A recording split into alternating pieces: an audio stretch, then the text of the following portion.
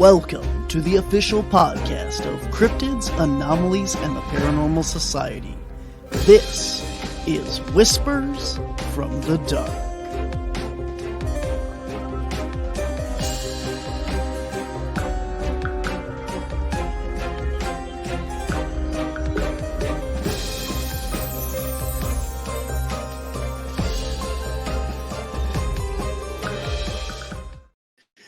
Hello and welcome to Whispers from the Dark. I am your host, Barnaby Jones, and man, let me tell you, it has been a while. It has been a long time since we have had a Whisper in the Dark, but I'm back for today.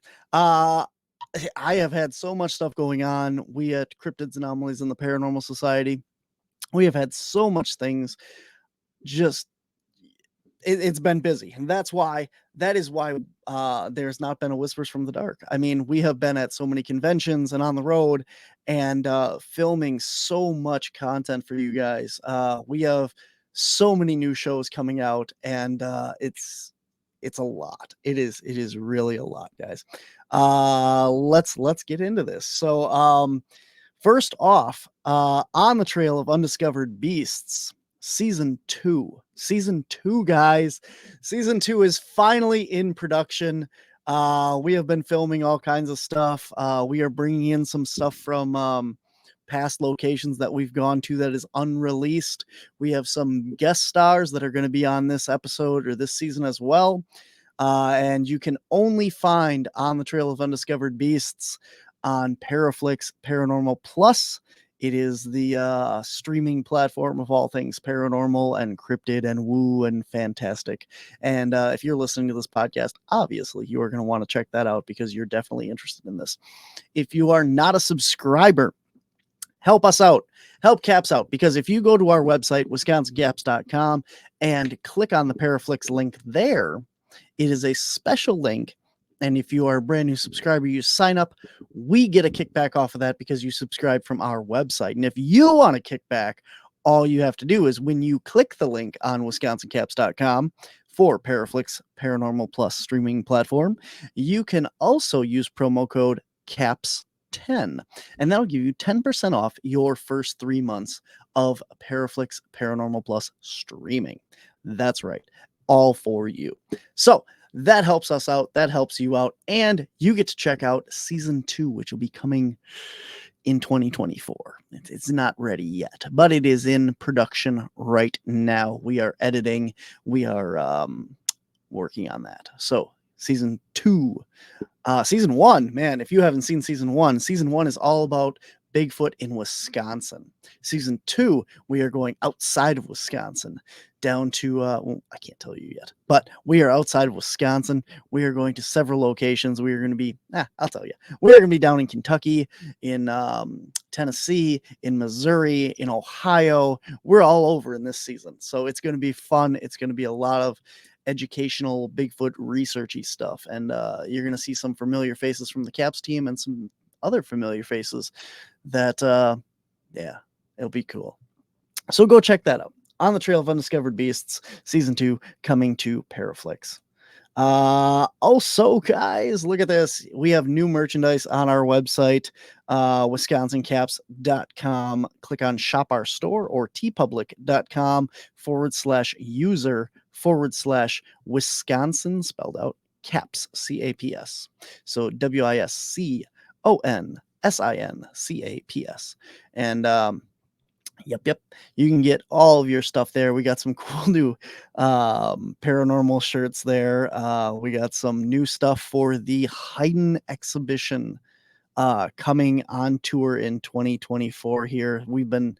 I have been hard at work at that. Let me tell you, we have some big stuff coming with that.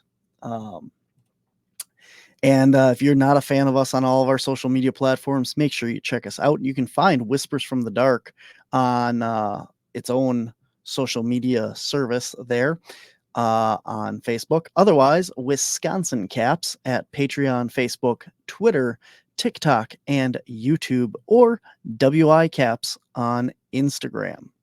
So you can find us there. This is super exciting. This is one of the reasons why we have not had Whispers from the Dark for a while and why I have been so busy. Finally, I have gotten Bigfoot is Hidden completed, and it is available for order on Amazon.com. Bigfoot is Hidden, Hyden. And so this is a labor of love right here. This is Craig Salk wrote the original Bigfoot is Hidden book, and he was working on book 2 when he passed away. So Bigfoot is Hidden on Amazon, available now, is his first book, his second book that was never published, and a third book that was written by myself, all about everything that has happened on the property since he has passed away. So this is over 10 years of evidence and research and Bigfoot material from the Hayden adventure just outside of Menominee, Michigan. And it is tons of Bigfoot and weird and full color book, 248 pages. It is a big book. Ooh, I have a copy right here. I can actually show you. So this is the book. It is big. It is thick. And if you're just listening to this on a podcast platform, obviously you can't see it. I'm sorry, but it is full color book here. All kinds of different documentation in the book, pictures and references, and everything that we have done up there. That goes along with our YouTube series, Finding Hayden. So if you guys have not checked this out, Bigfoot is Hidden. It is available now on Amazon.com. Search Bigfoot is Hidden or Barnaby Jones book Bigfoot, and you'll find it. The incredible true story of strange activities in Michigan's Upper Peninsula, as told by Barb and Craig Salk and myself. Coming up, guys, if you want to see us in person, we have a lot of events coming up in 2024. The first of which looks like it's going to be the Hodag Heritage Festival. That's right. And that is going to be at Pioneer Park in Rhinelander, Wisconsin. And it is the fourth year, I believe, fourth annual. And I think I am speaking again. I know we have a vendor booth. Chad Lewis is going to be there. It's going to be a great event. The Hodag guys. And speaking of Rhinelander and Hodags and stuff, brand new out in time for Christmas is the new episode on our YouTube channel. It is Pioneer Spirits of the Logging Age, and it was filmed at Pioneer Park in Rhinelander, Wisconsin, and it is some really cool ghost and paranormal investigation that we got to do at the Pioneer Park Historical Complex Museum there. So tons of stuff. Go to our YouTube channel and subscribe. Check that out.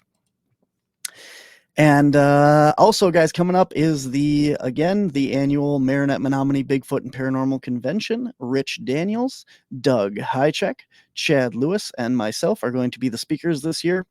It's going to be a lot of Bigfoot this year. I know we had a lot of paranormal last year because that's what the committee wanted, and people were not very happy with that. And I'm very sorry for that. This year is very Bigfooty with a little Chad Lewis sprinkled on for good measure. So we are offering you the opportunity to come out and Bigfoot with myself and Rich Daniels. And that is going to be May 31st. The night before the convention, and we are going to be taking you guys out onto the Hayden Adventure property. You will actually get to go onto the property, which is very rare for the public to have access to it. And we are going to take you out bigfooting. We're going to show you some interesting sights and some of the stuff that we got there. And then the next day, we have the convention, June 1st. So it's going to be a great 2-day event. Angela Zabel, not featured on the poster, unfortunately, is also going to be there. And she is going to be doing a medium gallery reading the night of the convention, so June 1st. And you can get all the tickets there.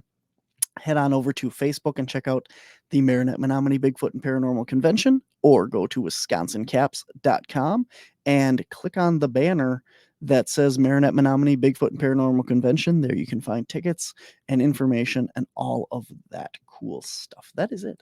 That's all I got. That's a lot already. But yeah. So I think that's it. So we also have a brand new show streaming live now on our YouTube channel.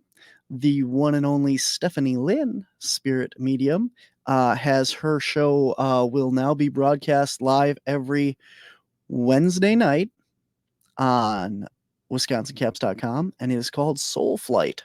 I think she's on her 5th episode, and she streamed her first episode on our channel last week. So the next episode will, I think, be next week. I don't think she has one this week. I'm not sure.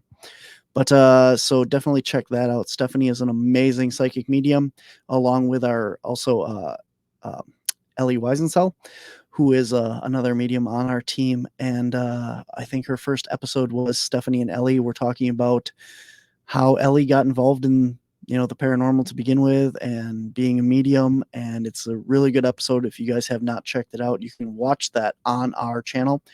Look for our playlists and click on Soul Flight. So that's really cool, guys.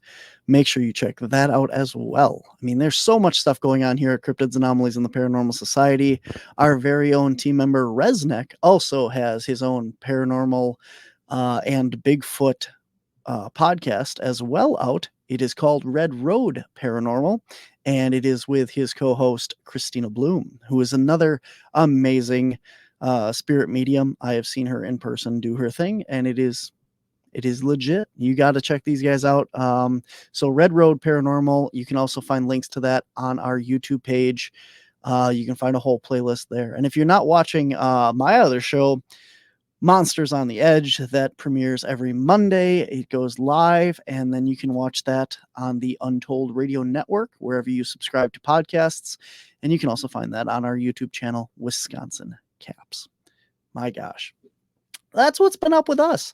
So a lot of cool stuff. We got Spirits of Menominee, a 3-part documentary series is coming out January, February, and March of this coming year, 2024. And those episodes will stream on our YouTube channel, respectively, in January, February, March. And we also have Spirits of Macville, which is finally coming to fruition. And that's going to be coming out soon. We have new episodes of Finding Hayden coming out. There's a lot of stuff going on, guys. And like I said, our brand new episode of Caps Road Trip just came out. Oh my gosh, excuse me. So we have all this stuff and more on our YouTube channel. If you haven't checked it out, check it out.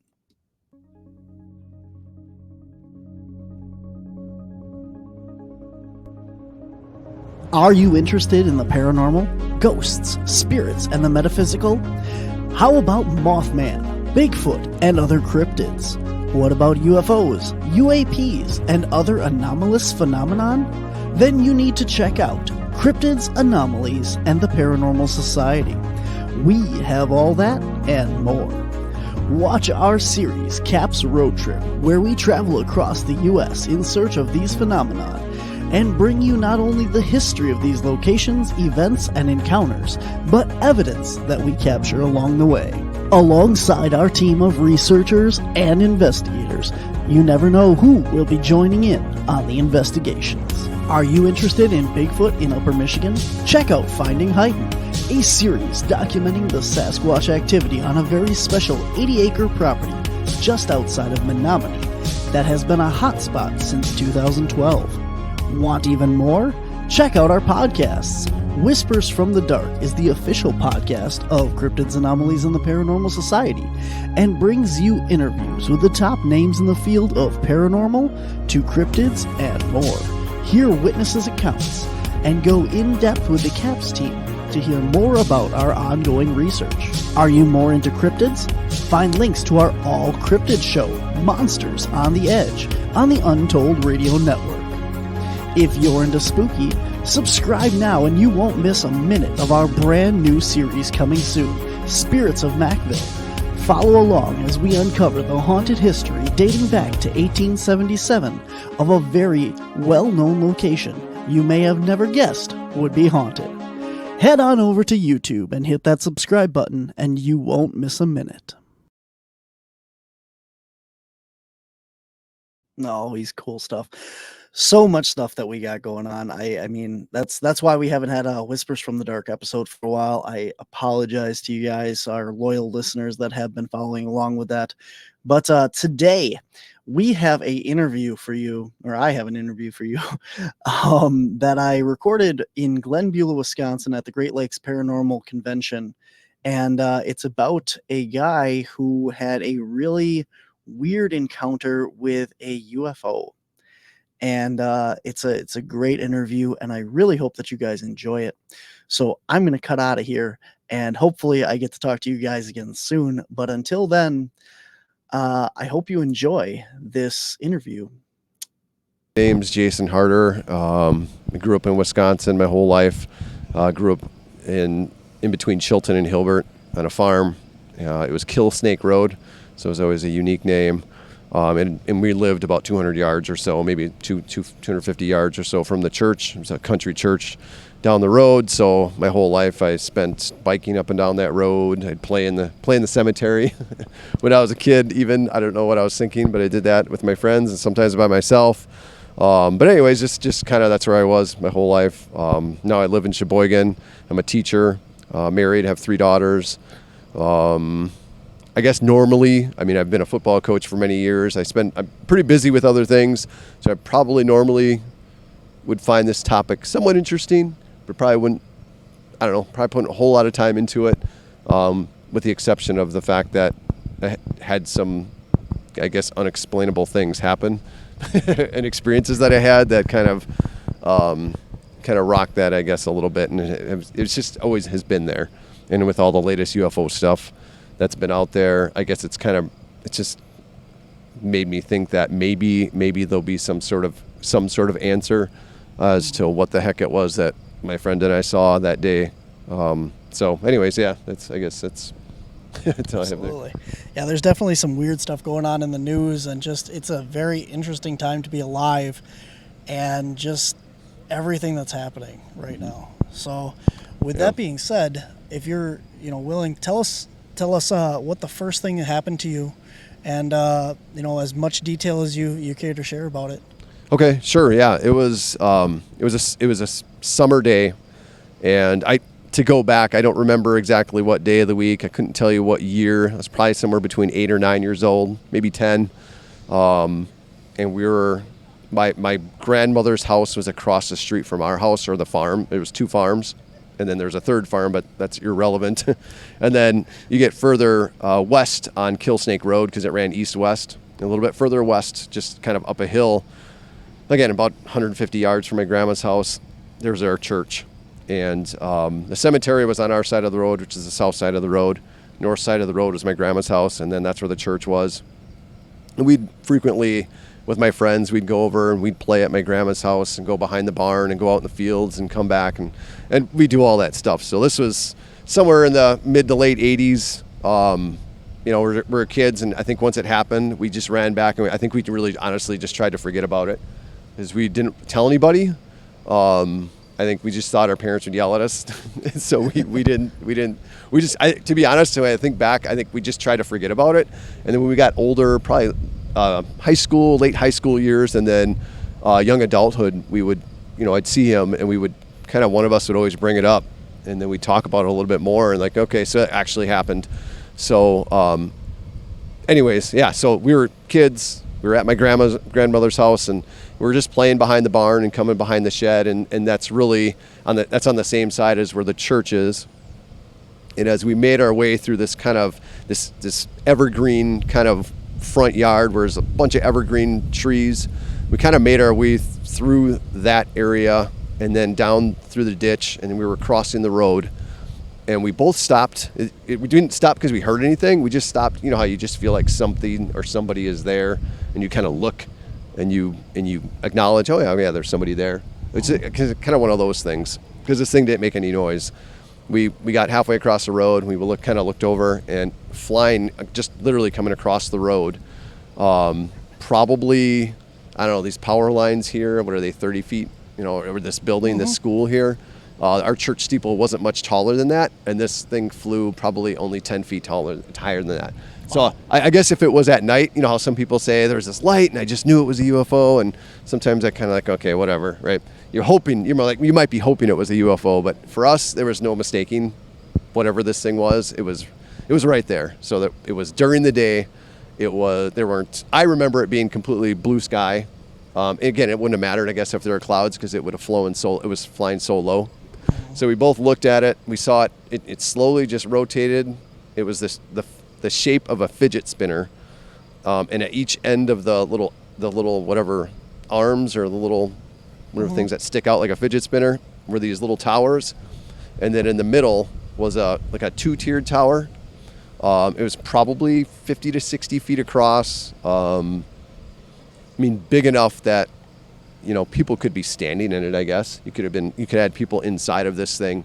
So it just kind of floated across and rotated and went and stopped above our church and then kind of rotated out. And we saw it. We immediately ran back under the covers of the trees, and we just watched it.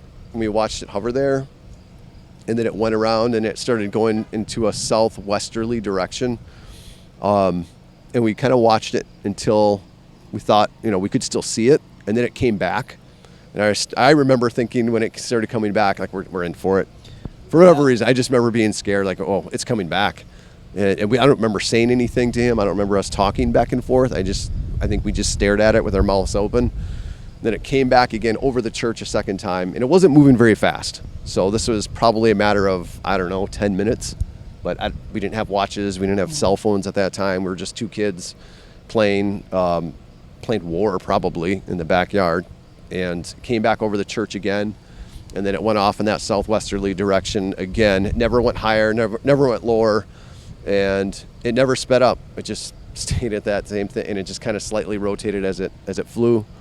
And then we watched it till we couldn't see it, and then we ran back to my house and went inside. And I think at that point my memory just goes, "That's it, done. Not going to try to think about that." So, anyways, yeah, that was. It was kind of a silverish blue, like a light blue. In the middle, it had windows in it in each of the towers. In the middle and on the ends, and they were, I don't know, they weren't big windows. And I remember watching it, and they were lit up. They had different colors, like red, blue, green, and there were lights flashing on it. And I remember looking in the windows, because they looked like windows, even though you couldn't really see. They didn't look like windows in a building. And I remember looking and this thought, like, I wonder if I could see somebody inside. And we couldn't see anything. They were just lights or just windows that were kind of lit up and kind of blinking, but it wasn't like super bright. And yeah, it never heard it make any sound at all. And there weren't any propellers. There wasn't any jet exhaust. There wasn't anything. And it was big, right? It was big enough that you could have had, maybe several people inside of it, and it just flew over a church twice and then flew off. So yeah, and it took years. It took years before him and I talked about it, and then before I even told anybody else, because again, at that time you talk about UFOs and people think you're crazy. So now I guess either way. I guess at this age I don't care anymore. I'm like, I don't know what the heck was that. Sometimes again, being a Bible guy, is that what some of those weird things are described in the Bible? We don't know. I don't know. Who knows? Or anyways, yeah. That was that experience. That was probably the most impactful one that I had ever had, aside from a few of those other weird things that happened in the house. Now, I know you didn't. I don't want you to have to give away how old you are or anything, but about what year would you say that was? You said you were like 8 or 9, but... Yeah, so I would keep guessing. I go back probably like 86 or 87, 1986 or 87, somewhere around there. So late 80s. Yeah, late 80s, yep. And then they have these databases now where people put on their sightings, and, you try to look.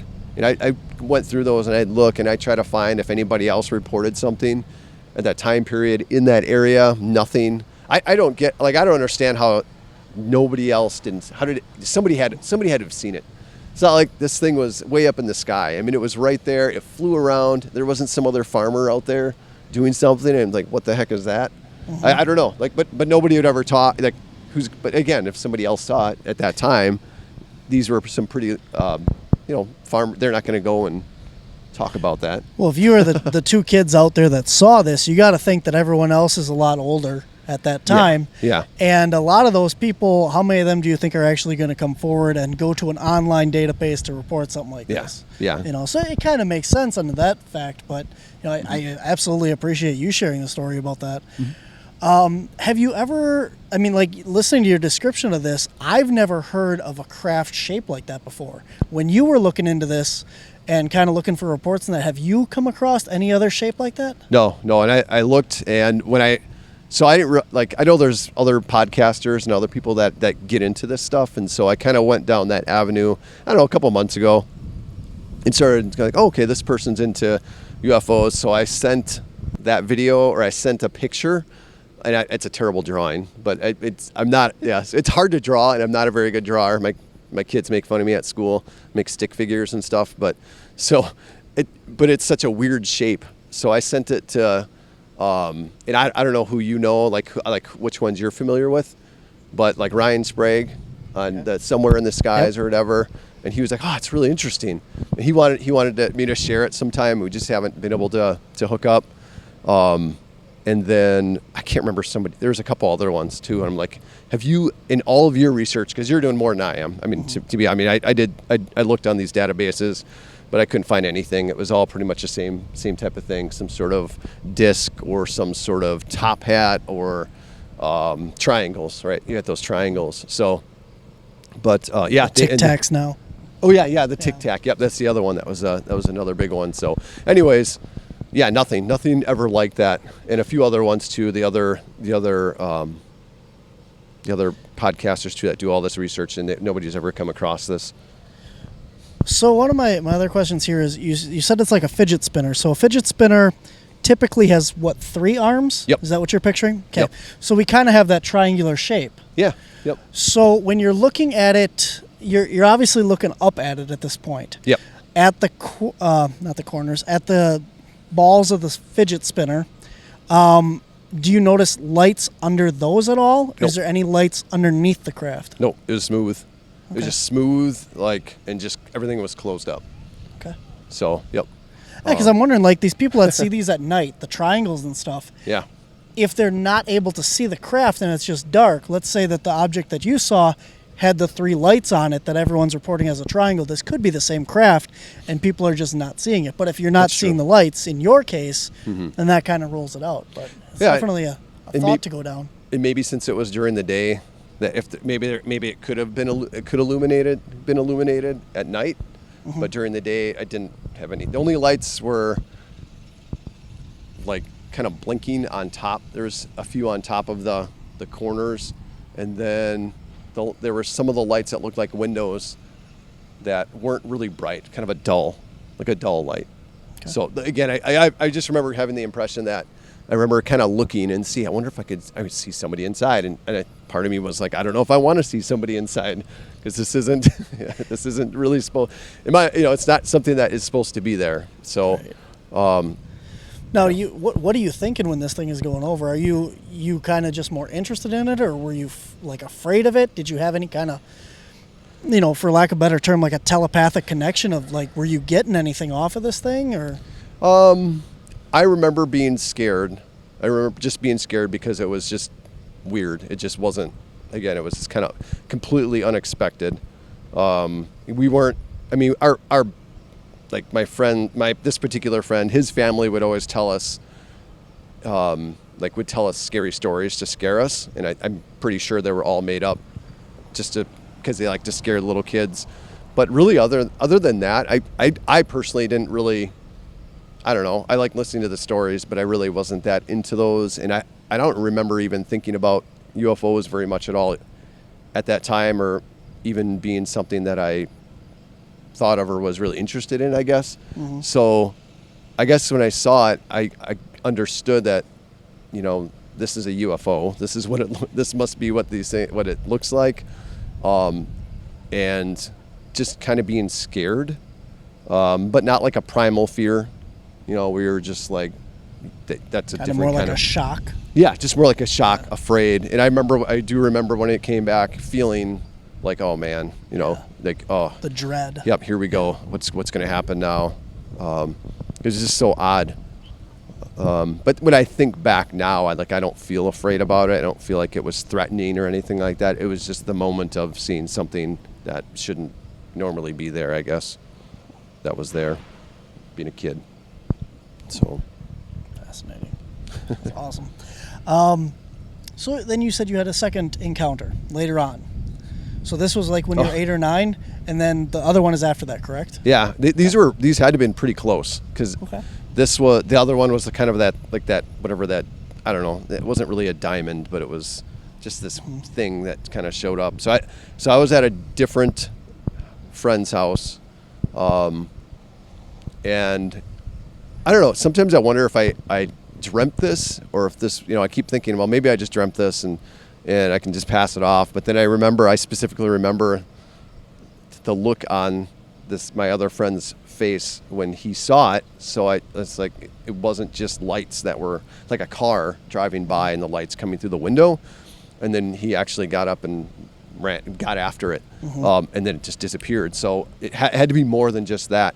So yeah, I was sleeping over at a friend's house, and a close family friend. And I just remember waking up, kids, we're sleeping, we're pretty young. And I woke up in the middle of the night, and we're, sleeping in the same bed, and just look over, and across his room, and it wasn't a very big room, in front of his closet, is this, I guess this light, and it was kind of in the shape of a, I don't know, a kite, I guess, is the best way to describe it, or like a square tipped on its ends or on its points. And it was brighter in the middle, and the further you got to the edges, I guess, it kind of dimmed out a little bit. Like a spark. Kinda, yeah. And I don't know how else to, but it was like, it was that shape. It was like a square, and it was tipped, and the corners were top and side to side, and I guess kind of, I don't know, kite shaped, diamond shaped, whatever people envision when they think of that. But that's kind of what it looked like. And it was just this, I don't know, it wasn't pulsating, but I don't know how else to describe it, but kind of like a pulsating light, where it was, it's not like if that cars turned on and those lights would just be flashing at us. It was more of like a, man, it's really hard to describe. Pulsing glow? Yeah, right. Yeah, it was glow, and it was weird because I don't remember it actually lighting up the room. I just remember it being there, and it was this box or this diamond of light, and it just was there, and it didn't make, again, there wasn't any sound. It was just like, holy crap, what the heck is it? Again, what is this doing here? It was multiple lights, but it was like all the colors were there, but it was mostly kind of a bluish, greenish, aqua, and then it would kind of, I don't know, I don't want to say the colors changed. It was really hard to look at and determine those things, but it was just a light. Like a prism. Kind of, yeah. Okay. Yeah, it could be like a prism. This is going to be hard to explain too, but like they make those kind of silver wrapping paper or sheets of like poster board. Yeah. And they kind of opalescent kind of shimmer like that when you turn it different ways. Yeah. Like that. That's a good way to describe it. Okay. Yeah, sorry. I'm not. No, I'm just trying to help, man. Thank you. No, I appreciate that. Painting pictures with audio. Yep. Yeah, that's a good way to put it. And again, it shocked me. I was, what the heck? I was scared. I nudged my friend, and I remember him kind of when somebody wakes up and he looks at me, and then he looks past me, because I was in the front and he was kind of against the wall.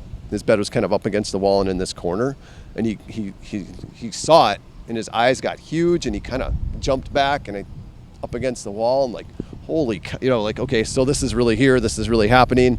And I kind of look at him, and I look over at this, whatever this thing is, and I look at him, and he kind of looks at me, and then he jumps out of bed, and he grabs, I think it was a bat. He had like those T-ball bats that were kind of leaned up against the wall, and he takes it, and he swings at it, and it disappears, and he hits his closet door. And then I jump out of bed, and we look, and we go through his closet, and like this thing went in his closet. It didn't. It just vanished. But we're kids. We don't know any better, so we start looking through. There's nothing there, and we're just like, what the heck? And then he put a nice mark on his door, and his mom came in, and we're like the next day, and we didn't tell her. Like we didn't say anything. We're just like I don't know. We made up something as kids, but we don't say like there was this glowing square in his room last night, and we attacked it. I don't know. I don't know. Yeah. What do you say to that? Again, at that time, it's just like whatever. Their parents just parents were a little tougher on us back then. So absolutely. What do I love the fact that your first or his first reaction is to swing at it with a baseball bat. yeah, we're a little different mindset, but I don't know. So you guys are both asleep at the time, right? Or how did you? I woke up first. Okay. Do you remember anything like why you woke up? Nope. No, you just woke up and saw this thing there. Yep. Okay. And how big would you say this thing was? Let's see. Like from bottom tip to the top tip. It was hovering, so it didn't touch the ground. So the bottom corner was probably 6 to 10 inches up off the floor. So it was kind of hovering there. And from tip to tip, I don't know, 5 feet. Okay, so it was pretty big. And then it was probably about 4.5, 5 feet, and then another 3.5, 4 feet in width from the corner to corner on the edges. So pretty much the whole door frame, like the whole door. Yeah. Yep. Wow. Yeah. So it was sizable. It wasn't small. It was about as big as a person, but a little wider because of the corners. So if you take a cube or something, and you tip it on one of its corners. That's about. So it wasn't at all like a window. Like this was like. Well, okay. Let me ask you this: was it illuminating the room, or was it lit up? It was lit up, and I don't remember it. When I think back to this, I don't remember it lighting up the room. I remember the rest of the room still being dark, except for this thing that was lit, but it didn't project light on us or on the walls. Okay. Do you remember it being mostly like flat, or did it have like was it a 3D diamond instead of just a flat diamond? Like, do you think there was something behind it, or? It looked more flat. Okay. It did not look 3-dimensional. Like a window. Right. Okay. Yeah. Okay. I don't know. I couldn't tell you how thick it was, but I didn't get the impression that it was very thick. Okay. It was just kind of there, and I don't know. I guess it was thinner, but I don't know. I don't know what past it. So, or how much depth it might have had, but it didn't appear to have any depth. Okay. Well, it's interesting because when you started this story, you were talking about how you didn't know if this was a dream or anything like that, or you made it up or whatever. But the fact that the next day, when you have this physical evidence of the baseball bat being slammed into the door frame, you obviously have something happened. Yeah. Something was there that, got your friend out of bed to physically interact with this thing, which leads credence to, okay, so you didn't make it up because he obviously saw it, and it wasn't a dream that you saw him do it. Yeah. Because you have this physical evidence again the next day when you wake up. So the next day happens, and you obviously didn't tell, his mom or anything. Did you guys discuss what happened? Not really. No, I don't remember us talking about it at all. I remember getting up, and then his mom coming in and asking what happened, because there was a gash or a gash and a dent in the closet door, and I looked at each other and just, I don't know, we hit it with a bat. Oh, well, what were you doing hitting it with a bat? I don't know. We just swung and just got out of hand and hit the door. Okay. I'm wondering what happened that if he swung that bat and hit the door pretty hard enough to leave a mark that nobody came to investigate in the night either. Yeah, I don't know. Yeah, nobody got up. Parents, and I don't remember the layout of the house. I just remember my memory of the whole thing is just being in his house, being in his room and waking up, having that happen, and then the next morning, the conversation with his mom, I know she made breakfast for us and stuff. I remember during the day we rode bikes around his property and just that type of thing. But Was that the next day or the day that day? It could have been the day of, or it could have been the next day, because I was over there for part of the first day and slept over the next. But yeah, other than that, So the memories stuff. really just just Typical regular kid stuff. Went along the rest of your day there. Yeah. It's just like, I know. No. Yeah. So again, you just kind of like, something like that happens, and then you, I guess, just at the time you don't talk about it because nobody really wanted to. You just knew nobody would believe you anyways. So I'm asking these questions because somebody out there that knows more about this and wants to. There's 100 questions that I can ask you about this stuff, Sure. and I'm trying to cover all the bases for anybody that is working on these projects or has a similar experience, and because a lot of the times people share these stories or listen to these stories because it's therapeutic. yeah, They like to hear that they're not alone, that someone else has experienced this. So after the baseball bat got swung into the door, did you guys just lay back down and go right to sleep? Or was there you said you kind of looked through the closet and stuff, but first of all that, and do you have any idea of when this happened? Was it right after you went to bed, the dead of the night, earlier the next morning? Was the sun coming up? Any information on that? That's a good question. So I would have to say it was probably somewhere between the middle of the night. So like, I don't know, 11, somewhere between 11 and 1. Okay. I feel like the only reason I say that is because after it happened, I feel like we went back to sleep and got a whole like sleep cycle in, or had slept a good amount.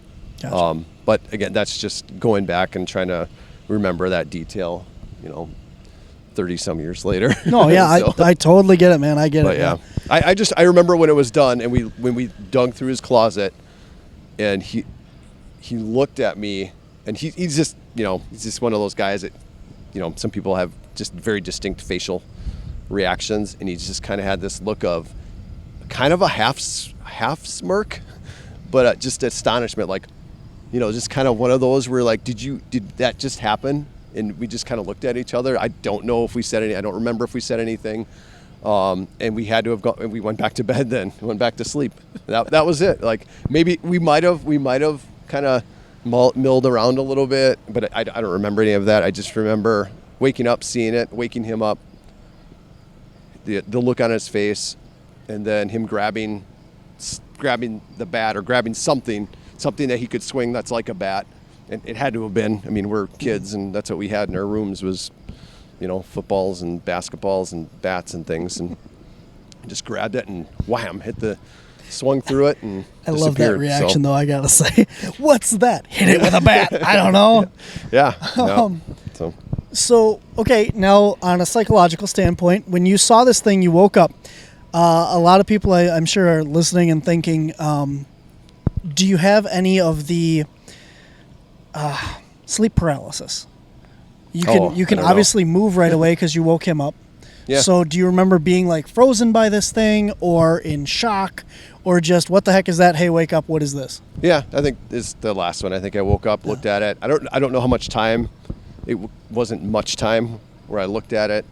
I feel like I looked at the window because it was this light in the room, and looked in to see if a car or light was coming through. Yeah. And there wasn't, and it was still just there. And then I woke up. Then I woke up my friend, and then kind of everything it transpired after that. So. Gotcha. I mean, I think about these things, and I know I've listened to a lot of them myself now. Sometimes I go to sleep and I listen to some of these podcasts, and like you said, it's therapeutic because for a while, when you know that not a lot of your friends or family really want to listen to this or believe you, it is therapeutic to listen to or to share it with people who kind of want to listen to it.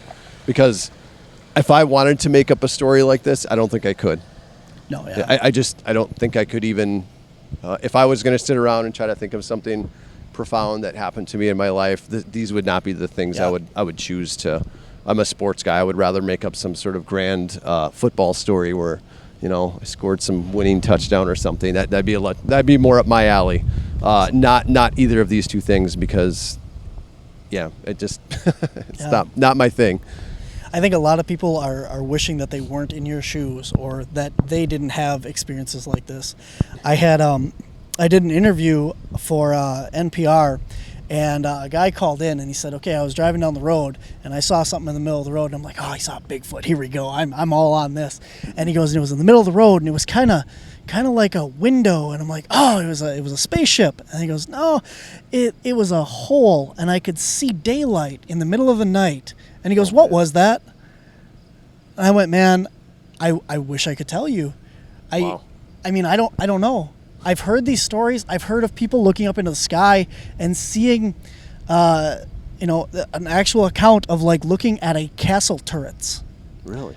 And there's actual like what do you call those little flags? Yeah. Coming off the tops of these turrets, and they're like, there's a castle just floating in a hole in the sky up here. And it's just stuff like that makes you go, what is going on here? Yeah, right. Is this like glitch in the Matrix, or is it, a portal to another dimension or something? And, it's like your story, well, what was that? Mm-hmm. I don't know. It's a star that came down and just happened to be in the bedroom, or a portal, or I wish I could tell you. I just don't know. Yeah. I can't remember who I shared this with, and they said, yeah, I wonder what would happen if you would have jumped through it. And I said, I don't know. That probably the thought has crossed my mind the first time I heard the story, and when you're telling it again, I'm like, I wonder if the bat would have disappeared, why did swinging the bat at it make it disappear? Yeah, I don't know. It's just there's so many inconsistencies, even with like the weird of the stories and stuff. It's like, yeah, what if you would have went through it? What if it would have sucked the bat in? Why didn't it suck the bat in? And all that stuff. It's just crazy world that we live in. So none of it makes any sense, which is I know. Be nice to nice to have answers. Yeah. I know you said you guys didn't really talk about it after that, but you stay friends with this kid. Did he ever have any other stories that he told you, or did anything else ever weird happen with either the first kid or the second kid? Or yourself? Any of the three of you. The one that we saw, that whatever the square, the diamond thing, we kind of kept in touch here and there, but we never brought it up again. I never asked him. But I think if I do see him, I see his mom goes to church with my parents when they're back in Wisconsin, so I could easily connect with him and ask him just, hey, By the way, the other one, he's actually the godfather of one of my oldest daughter, so I don't see him very frequently, but we talk enough. And in like last winter, we were gonna go meet at Benson's Hideaway or whatever. There's that place, and they closed, so they're not even open. Because he was like, "Yeah, let's go talk," and because he's same thing. He's done the same thing. He's went through and looked through all the databases and just trying to find another shaped craft like that. So. So he's still fresh in his mind. And he said he's mentioned other things that has happened because he grew up on that same road. And he said he thought there was something weird with that whole area. And I don't know. I didn't really think much of it until my sister had brought up that she felt growing up that the house we grew up in was haunted as well. And so anyways, this friend that grew up down the street, he said him and his brother actually had some weird experiences that they didn't know either of them had until they had talked about it. Now that they're both men and adults, and then they're like, "Wait, that happened to you too?" And kind of one of those things. So I haven't had a chance to ask them specifically what those experiences were. So I don't know. I'm guessing maybe they're similar to what my sister and I had with people walking around in our house when there's nobody there. Do you want to talk about that at all, or? Yeah, there are dozens of times, and I think there's times where I was completely freaked. Let me ask you this quick: the house where the UFO happened. The fidget spinner guy. Yep. That's the same house that you had the haunting happen? Yeah. Okay. All right. Carry on. Yeah, that's all in the same farmhouse and everything. So, and then even my daughters, when they'd go and play in the barn when they were little, they'd tell me, "Dad, I think there was people in there.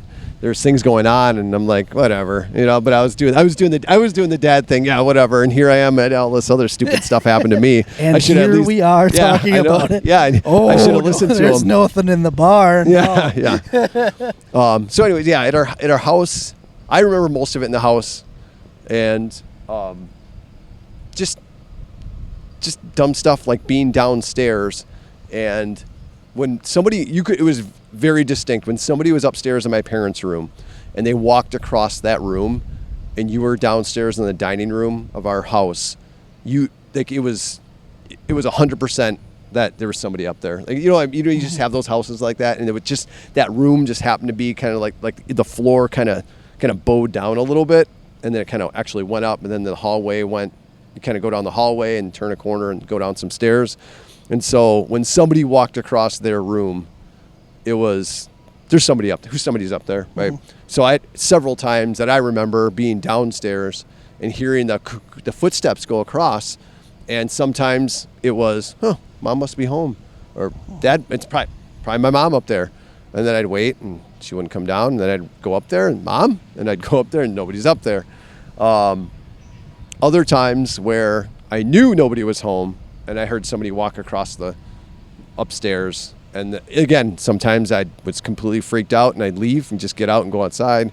Other times, I'd be like, I think I must be hearing things. It was enough that when you'd hear it, as I got older, I just kind of try to reason and rationalize it away. When I was younger, most of the time I was like, what the heck? And I was really just scared, because in your mind starts racing as a little kid. Mm-hmm.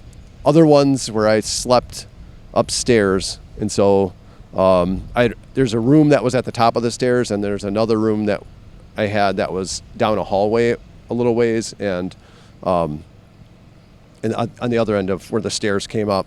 So I remember hearing footsteps come up the stairs. I remember hearing them come down the stairs. I remember hearing them come up and standing in my room, coming up to my room and walking into my room, and then stopping by my bed. I remember being in the other room and hearing them come up the stairs, turn the corner, and walk down the hallway, and then into my parents' room. Again, then you'd hear the distinct footsteps, mm-hmm. and then I'd think somebody came upstairs, and then I'd go in there and nobody would be there. Or them coming up and stopping like in the doorway. And sometimes I'd look and nobody would be there, and sometimes I'd just sit there and be scared. It's it's any number of things when you're a kid that go through your mind. But there was enough of that went on a regular basis that I had all sorts of reactions, and it was at all ages, little kid through high schooler. Those things just always happen. So you don't think that they happened before and after the encounters, the other two? Oh yeah. It was just kind of a normal thing that happened there. My sister, when I was really little, I slept out. We get to the top of the stairs. There was kind of this hallway. And when I was really little, I slept out in that hallway, and then I'd always be too scared. I don't remember anything, but that's where my sister's like, I bet there's things going on out there that you got you scared because you'd never wanted to sleep out there by yourself. And I don't remember. I was really little, so I don't remember any of that. But that was her thing, yeah, where she had similar experiences that had happened. And that shocked me when she told me that just a few years ago, that she had those experiences, and she just flat out said that house is haunted. And then I was like, then all these other memories, I'm like, oh man, mm-hmm. Okay. Oh yeah, I remember weird things happening there, but you just kind of, I don't know, you either just try to forget about them, or you try to rationalize it. Yeah, try to rationalize it. Absolutely. Yeah. So have you had anything now in your adult life, in your homes that you've lived in since then, or was it all just associated with that house? Nope, just pretty much at that house, and nothing ever since. Nothing else. There are plenty of times where I in frustration would just kind of go out and just be like, what the heck, can it just show up again? Can you, this, whatever that fidget spinner thing is, can you just show up one more time? Can I just see it one more time? If there's that possible, can you even, is it something that happens that can even hear me and understand me? Was it just happenstance that was there? I don't know. Your mind starts going through all sorts of different whys, and, I think my life would be a lot less complicated without having had that experience. I bet. Absolutely. Yeah. Has it had a negative impact on your life? I don't know. I don't know if it's negative, but it was just kind of, I think, the negative side would be when you kind of share something like that with somebody, and then they don't believe you.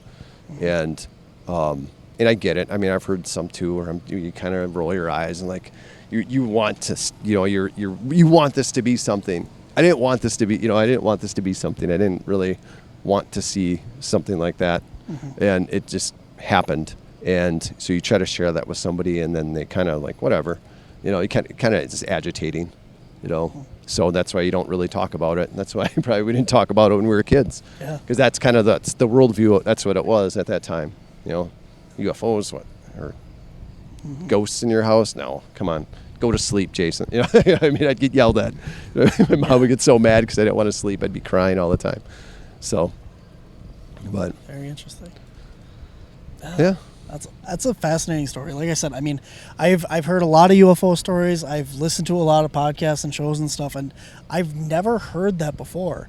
Like I said, that's why I was trying to like rationalize it with these triangle-shaped UFOs with the lights and stuff. But that's interesting. I'm definitely gonna look into this and see if I can find anybody else with a similar story or drawings or anything like this. Okay. And if I do, I'll pass it on to you. And if anybody listening has had a similar story or knows of a story or something, send it to me, Wisconsin Caps, spelled out, at gmail.com for our show. And I'll pass that on to you as well. So okay. I'm definitely interested in it. So. All right. Yeah. Thank you. Yeah. Thank you for listening. Thank you. I appreciate that. So. All right. Have a good day, man. Yep. You too. Thanks for listening to this week's episode of Whispers from the Dark. To find out more about cryptids, anomalies, and the Paranormal Society, visit us at our website at wisconsincaps.com. That's wisconsincaps.com. There you can find links to all of our social media: Facebook, YouTube, Twitter, Instagram, TikTok, and our Patreon. You will see links to our online store as well, where you can get t-shirts, DVDs, and more. If you click on the public events page, you can find out where you can meet us in person and all the public events we have coming up. If you enjoy our podcast or our YouTube shows, please consider becoming a Patreon at patreon.com/Wisconsin Caps. There you can find behind-the-scenes pictures and videos from all of our media, as well as bonus footage and evidence that we have collected. If you have encountered something you can't explain, we want to hear from you. Visit our website and click on Submit a Report on our main screen. You can choose to leave your contact information or simply remain anonymous. You can also reach us via email at wisconsincaps@gmail.com. If you would like to be a guest on our show, please contact us on our Whispers from the Dark podcast page on Facebook, or send us an email at wisconsincaps.com. Remember to like, share, and subscribe wherever you listen or watch or find us.